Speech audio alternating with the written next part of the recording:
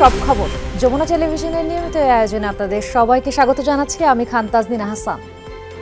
প্রাতিষ্ঠানিক সংস্কার নিয়ে রাজনৈতিক দলগুলোর সাথে সংলাপ হবে আর এরপরই নির্বাচন। বৃহস্পতিবার বিকেলে ফরেন সার্ভিস একাডেমিতে ব্রিফিংয়ে কথা জানান উপদেষ্টা সৈয়দা রিজওয়ানা হাসান। এছাড়া ফার্মার্স ব্যাংক সহ বেসরকারি ব্যাংকগুলোতে রাখা সরকারি অর্থ আদায়ে উদ্যোগ নেওয়া হয়েছে বলেও জানান তিনি। আলোচনা হয়েছে শ্রমিক অসন্তোষ, সড়কের শৃঙ্খলা, বিদ্যুৎ বিপর্যয় নিয়েও। এর আগে জুলাই গণঅভ্যুত্থানে হতাহতদের সহযোগিতায় প্রধান উপদেষ্টা ডক্টর মোহাম্মদ ইউনূসকে সভাপতি ও শহীদ মুগ্ধর ভাই স্নিগ্ধকে সাধারণ সম্পাদক করে গঠন করা হয় শহীদ স্মৃতি ফাউন্ডেশন। প্রধান উপদেষ্টা ডক্টর মোহাম্মদ ইউনূসের সভাপতিত্বে নিজ কার্যালয়ে অনুষ্ঠিত হয় উপদেষ্টা পরিষদের বৈঠক। এতে গণঅভ্যুত্থানে হতাহতদের ভরণ পোষণ এবং চিকিৎসায় শহীদ স্মৃতি ফাউন্ডেশন গঠনের সিদ্ধান্ত চূড়ান্ত হয়। প্রাথমিকভাবে 7 সদস্যের স্ট্যান্ডিং কমিটি, পরবর্তীতে আরও 14 জন মিলে মোট 21 সদস্যের কমিটি কাজ করবে ফাউন্ডেশনে। উপদেষ্টা নাহিদ ইসলাম ও আসিফ মাহমুদও থাকছেন কমিটিতে। এই ফাউন্ডেশন থেকে মূলত দেশি বিদেশি অনেকেই আমাদের শহীদদের পরিবারকে এবং যারা আহত আছেন তাদেরকে সহযোগিতা করতে চাচ্ছেন। এই জন্য একটা যাতে করে যে কোনো সরকারি আসুক আমরা যেন শহীদদেরকে তাদের প্রাপ্য, শহীদ পরিবারকে প্রাপ্য সম্মানটা দিতে পারি, সেই সাপোর্টটা দিতে পারি। সংবাদ ব্রিফিংয়ে ব্যাংক খাতের অসামঞ্জস্যতা নিয়েও কথা বলেন উপদেষ্টা সৈয়দা রিজওয়ানা হাসান। বলেন, এক ফার্মার্স ব্যাংকে গচ্ছিত সরকারের টাকা ফেরত দিতে সময় চেয়েছে 2038 সাল পর্যন্ত। যেগুলো প্রাইভেট ব্যাংকে রাখা হয়েছে, কি বিবেচনায় রাখা হয়েছে তো আমরা বলতে পারছি না, সেটার ব্যাপারে তাহলে আমরা এখন কি করব, কারণ এগুলো তো পাবলিক মানি। তো তখন একটা সিদ্ধান্ত হয়েছে যে অর্থ মন্ত্রণালয় থেকে বাংলাদেশ ব্যাংককে বলা হবে, বাংলাদেশ ব্যাংক তারপরে যে সমস্ত মন্ত্রণালয়ে বা সরকারি সংস্থায় এই ধরনের অসুবিধা হচ্ছে তাদের সাথে একসাথে বসে একটা রোডম্যাপ তৈরি করে দেবে। প্রসঙ্গ আসে সাবেক প্রধানমন্ত্রী শেখ হাসিনার প্রত্যাবর্তন নিয়ে। উপদেষ্টা সাফ জানিয়ে দেন, আগে বিচার, পরে অন্য কিছু। শেখ হাসিনার প্রত্যাবর্তনের বিষয়ে আমাদের অবস্থানটা স্পষ্ট। বিচারের স্বার্থে, গণহত্যার যে অভিযোগটা আছে সেটার বিচারের স্বার্থে, নির্যাতন নিপীড়নের স্বার্থে এবং সর্বোপরি একটা ফ্যাসিবাদী ব্যবস্থার মুখপাত্র হিসাবে বিচারের প্রক্রিয়াতে তাকে থাকতে হবে, কারণ দায় দায়িত্ব এখানে একটা ব্যাপার আছে। কথা বলেন 6 কমিশনের কার্যপ্রণালী, কার্যপরিধি, নির্বাচন নিয়েও। সৈয়দা রিজওয়ানা হাসান জানান, সংস্কার নিয়ে সংলাপ হবে রাজনৈতিক দলগুলোর সঙ্গে, পরে নির্বাচন। এই যে কমিশনগুলো হলো, প্রাথমিকভাবে আমরা আশা করছি তারা 3 মাসের মধ্যে তাদের রিপোর্ট দিতে পারবে। এইগুলো আদৌ বাস্তবায়িত হবে কিনা সেটা নির্ভর করবে যে রাজনৈতিক ঐক্য এগুলোর সপক্ষে আমরা গড়ে তুলতে পারি কিনা। এই জন্য প্রথম থেকে আমরা মত বিনিময়ে তাদেরকে অন্তর্ভুক্ত করেছি। এক পর্যায়ে আমরা সংলাপে যাব। ওই সংলাপের মাধ্যমে রাজনৈতিক মতৈক্য গড়ে সংস্কার বিষয়ে সুনির্দিষ্ট অঙ্গীকার, সুনির্দিষ্ট কোনো কোনো ক্ষেত্রে সংশোধনী এনে তারপরেই আমরা নির্বাচনের কথা ভাবছি। এবং রাজনৈতিক দলগুলো ইতিমধ্যে স্পষ্ট করেছে যে আগে সংস্কার, পরে তারা নির্বাচনে যেতে। সংবাদ ব্রিফিংয়ে শ্রম উপদেষ্টা আসিফ মাহমুদ জানান, শ্রমিকদের যারা উস্কে দিচ্ছে তাদের বিষয়ে খোঁজ খবর চলছে।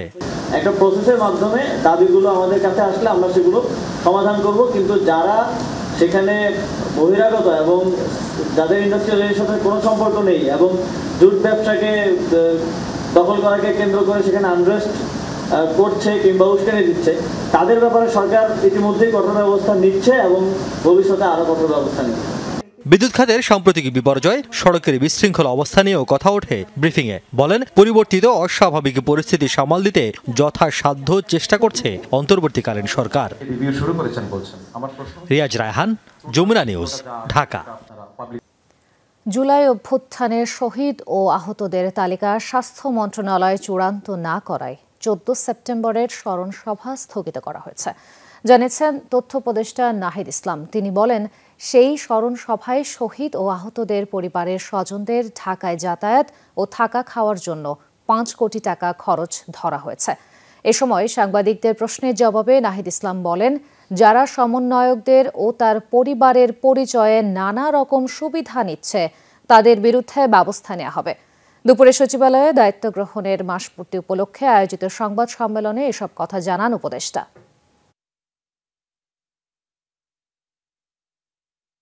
ওই তালিকাটা যেহেতু অনগোয়িং, সেজন্য 14 তারিখেই স্মরণসভাটি করা হচ্ছে না। স্মরণসভার বাজেট নিয়ে কিছু কথা উঠেছে বা সোশ্যাল মিডিয়ায় সমালোচনা হচ্ছে আমরা দেখতে পাচ্ছি, কিন্তু এটা আসলে একটু বিভ্রান্তি হয়েছে। এখানে 5 কোটি টাকা যে 64 জেলা থেকে পরিবারের সদস্যদের নিয়ে আসা ঢাকায় এবং যারা দূরে তাদেরকে আগের রাতে নিয়ে আসে একটা থাকার ব্যবস্থা, মূলত এই কাজে সিংহভাগ খরচটা কিন্তু এই কাজে যাবে। দ্রুত সংস্কার শেষ করে জনপ্রতিনিধিদের শাসন ফেরানোকে গুরুত্ব দিতে অন্তর্বর্তীকালীন সরকারের প্রতি আহ্বান জানিয়েছেন বিএনপি মহাসচিব মির্জা ফখরুল ইসলাম আলমগীর। নয়াপল্টনে দলের কেন্দ্রীয় কার্যালয়ে এই আহ্বান জানান তিনি। এ সময় গণতান্ত্রিক শক্তিগুলোকে আরও ঐক্যবদ্ধ হওয়ার ব্যাপারে গুরুত্ব আরোপ করেন ফখরুল। বলেন, প্রধান উপদেষ্টা জাতির উদ্দেশ্যে দেয়া ভাষণে অন্তর্বর্তী সরকারের ভিশন তুলে ধরেছেন। এজন্য বর্তমান সরকারকে পর্যাপ্ত সময় ও সুযোগ দিতে বিএনপি প্রতিশ্রুতিবদ্ধ। মির্জা ফখরুলের প্রত্যাশা, গণতান্ত্রিক প্রতিষ্ঠানগুলোর সংস্কারে জনগণের আশা আকাঙ্ক্ষার প্রতিফলন ঘটবে। বলেন, পরিকল্পিতভাবে ছাত্র জনতার অভ্যুত্থান নস্যাতের চক্রান্ত চলছে। ভারতে অবস্থানকারী ফ্যাসিবাদী শেখ হাসিনা নানা অপপ্রচার চালাচ্ছেন, এমন অভিযোগও তোলেন বিএনপি মহাসচিব। সংস্কার প্রয়োজন, সেটা আমরা বলেছি, কারণ গণতন্ত্রকে একেবারে ধ্বংস করে ফেলছিল। এবং সেই ক্ষেত্রে অতি দ্রুত যেন এই সংস্কারের কাজগুলো শেষ করা হয়।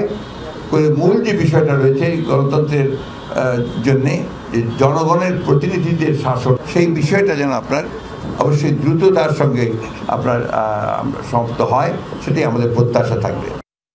এক ফ্যাসিস্টকে দেশ ছাড়া করেছি, অন্যকে সুযোগ দেওয়ার জন্য নয়, এমনটাই মন্তব্য করেছেন সমন্বয়ক সার্জিস আলম। বৃহস্পতিবার বিকালে টাঙ্গাইলের পৌর উদ্যানে গণঅভ্যুত্থানে শহীদ পরিবারের সাথে সাক্ষাৎ করেন তিনি। এ সময় ছাত্র নাগরিক মতবিনিময় সভায় তিনি বলেন, দেশের রাজনীতিতে এবার থেকে যোগ্য লোককে আসতে হবে। যারা দেশের মানুষের পক্ষে কথা বলবে তারাই রাজনীতিতে আসবে। চাঁদাবাজ সিন্ডিকেটদের ব্যাপারে কঠিন হুঁশিয়ারি দেন সার্জিস আলম। এছাড়া সন্ত্রাসের বিরুদ্ধে সবাইকে সোচ্চার হওয়ারও আহ্বান জানান।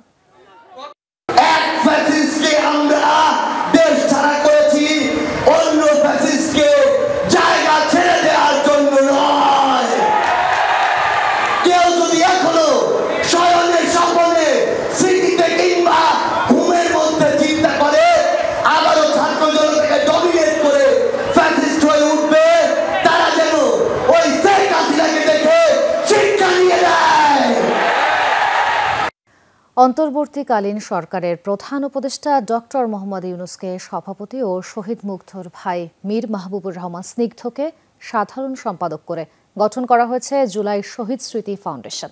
বিকেলে রাজধানীর ফরেন সার্ভিস একাডেমিতে সংবাদ সম্মেলনে এ তথ্য জানান অন্তর্বর্তী সরকারের উপদেষ্টা আসিফ মাহমুদ। সকালে উপদেষ্টাদের বৈঠকে এসব সিদ্ধান্ত হয়েছে বলেও জানান তিনি। ব্রিফিংয়ে আরেক উপদেষ্টা রিজওয়ানা হাসান বলেন, শ্রমিক অসন্তোষ খুব নিবিড়ভাবে পর্যবেক্ষণ করা হচ্ছে। শ্রম আইনের অধীনে সমাধানযোগ্য অভিযোগ দেওয়ার জন্য শ্রমিকদের আহ্বান জানিয়েছেন তিনি আরও বলেন, শেখ হাসিনার প্রত্যাবর্তন বিচারের প্রক্রিয়ার মধ্যে যেতে হবে। এখনো আলোচনা শুরু হয়নি, তবে আমাদের চেষ্টা থাকবে প্রতিবেশী দেশের সঙ্গে ন্যায্যতার ভিত্তিতে বন্ধুত্বপূর্ণ সম্পর্ক। এখানে নতজানুর কোনো বিষয় নেই বলেও জানান তিনি। সেটার বিচারের স্বার্থে মুগ্ধর বড় ভাই মীর মাহবুবুর রহমান, ডাকনাম স্নিগ্ধ, শহীদ পরিবার থেকে আমরা একজনকে সাধারণ সম্পাদক করেছি, যেন শহীদ পরিবারের দেখাশোনার দায়িত্বে তারাও অংশগ্রহণ করতে পারে। কমিশনগুলো হলো প্রাথমিকভাবে আমরা আশা করছি তারা 3 মাসের মধ্যে তাদের রিপোর্ট দিতে পারবে। সংলাপের মাধ্যমে রাজনৈতিক মতৈক্য গড়ে সংস্কার বিষয়ে সুনির্দিষ্ট অঙ্গীকার, সুনির্দিষ্ট কোনো কোনো ক্ষেত্রে সংশোধনী এনে তারপরেই আমরা নির্বাচনের কথা ভাবছি। অস্থিতিশীল পরিস্থিতির কারণে আশুলিয়া ও গাজীপুর শিল্পাঞ্চলের শতাধিক পোশাক কারখানায় উৎপাদন বন্ধ। শিল্প পুলিশ জানিয়েছে, শ্রমিক বিক্ষোভের মুখে আশুলিয়ায় অনির্দিষ্টকালের জন্য বন্ধ বেশ কিছু কারখানা। অবশ্য ডিইপিজেড সহ আশপাশের অনেক কারখানায় উৎপাদন চলছে। সকালে খোলা কারখানাগুলোয় শ্রমিকদের নির্বিঘ্নে প্রবেশ করতে দেখা যায়। বন্ধ কারখানাগুলোর সামনে রয়েছে আইনশৃঙ্খলা বাহিনীর উপস্থিতি। এখন পর্যন্ত কোথাও কোনো অপ্রীতিকর ঘটনার তথ্য মেলেনি। সড়ক মহাসড়কে বাড়ানো হয়েছে টহল।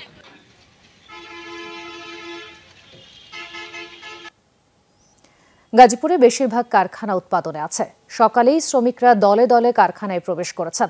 বুধবার ভোগড়া ও রাজেন্দ্রপুর এলাকার কিছু কারখানায় শ্রমিকরা দাবি দাওয়া নিয়ে বিক্ষোভ করে। শিল্প পুলিশ জানিয়েছে আজও বেশ কিছু কারখানা বন্ধ রয়েছে। হোয়াইট হর্সের শ্রমিকদের অভিযোগ, সকালে নোটিশ ঝুলিয়ে কারখানা বন্ধ করে দিয়েছে মালিকপক্ষ।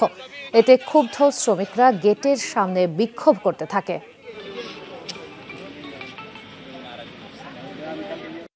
ঘর ভাড়াও দিতে পারি না, বাজারের অনেক দাম বেশি, আমাদের অনেক সমস্যা হয়ে যায়। আর এখানে বেতন আমাদের 10,000, 8,000, 9,000 এরকম। এইভাবে তো আমরা চলতে পারি না।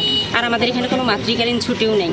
এখানে 5,000 টাকা করে বেতন ধরা হয় নতুন যখন ঢুকে, কিন্তু সরকারি স্কেলে বেতন হইল 12,500 টাকা, সেটা আমাদের ধরা হয় না। হাজিরা বোনাসের কোনো বালাই নেই, এখানে হাজিরা বোনাস পাওয়া হয় না, কিন্তু 1 মিনিট লেট করলে ঠিকই গেটে আটকায় দেয়। খুব বেতন কম এবং আমাদের ছুটি কম, সেই অনুযায়ী আমরা কিছু আবেদন করছিলাম। সেই আবেদন তারা না মেনে আজকে আমাদের অফিসিয়াল কোনো নোটিশ ছাড়াই অফিস বন্ধ করে দিয়েছে।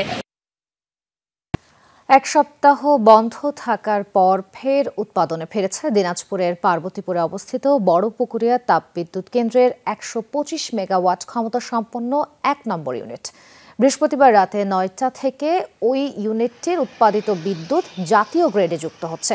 কর্তৃপক্ষ জানায়, কয়েকদিনের প্রচেষ্টায় বিকেলে পরীক্ষামূলকভাবে ইউনিটটির কার্যক্রম শুরু করে।